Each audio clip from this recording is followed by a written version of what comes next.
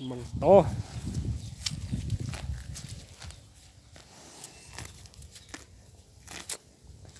Ăn thế này không béo này thú chứ.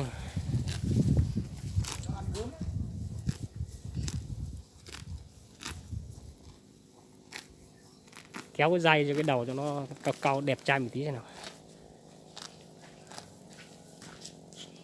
Đấy, thế này người ta nhìn đẹp. Rồi. Ôi.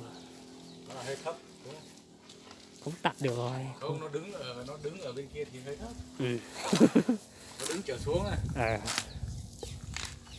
Đấy, rồi nó quay đi thế này nó cân bằng. Từ trước tới giờ mình đi mình chưa thấy con trâu như con này nhá anh em nhá. Mình là lần đầu tiên con trâu mệt nhá. Nhưng mà mắt quá mình không móc được đâu.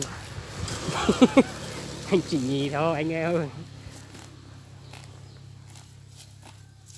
Rồi cái mông to như là trâu hết ran luôn. To như cái bàn luôn. Ừ. Được xoáy á. Bốn xoáy đầy đủ. Xoáy hạt. Xoáy tiền. Được hết. Có cái xoáy mặt không?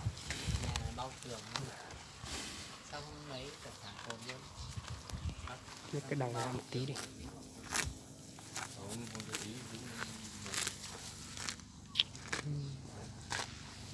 Bao này còn đẹp hơn.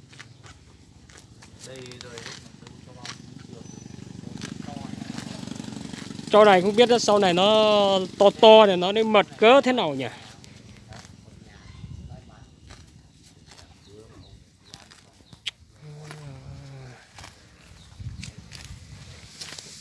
Ra đây. Này. Đấy.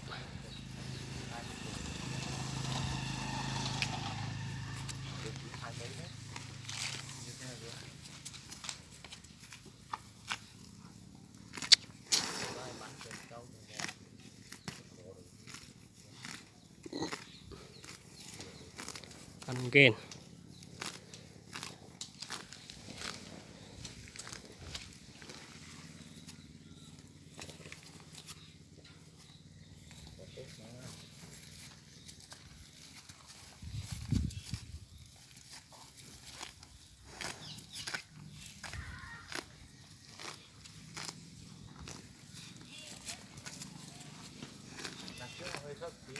Ừ.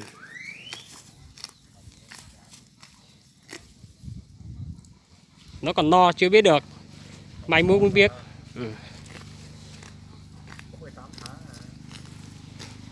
18 tháng thì như thế này là được rồi.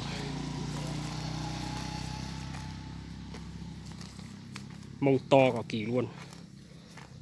Giống như con hươu nai luôn.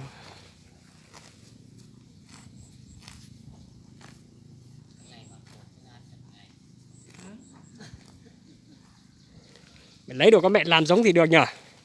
nó không bán con mẹ. Lấy con mẹ làm giống là sau này mình lấy con giống cau vào nữa là. Mẹ nó trả 52 triệu. À.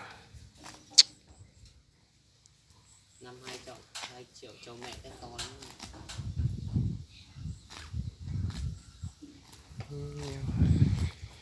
Hai con trả 100 đó.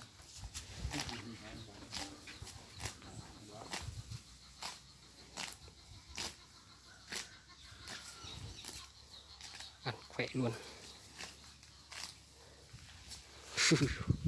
Đẹp.